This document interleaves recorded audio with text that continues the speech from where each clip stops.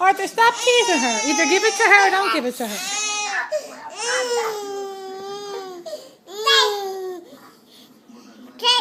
Don't tease her.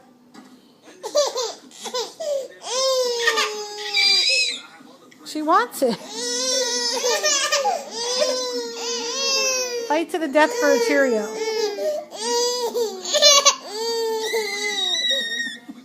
You're not going to eat it, Arthur, so why can't she have it?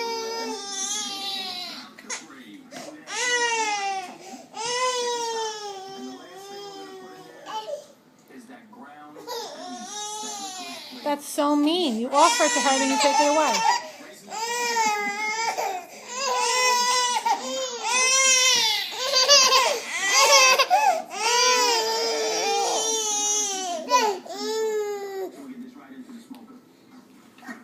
Get it, Frankie, get it. Frankie got it. Yay, Frankie. Now you feel better.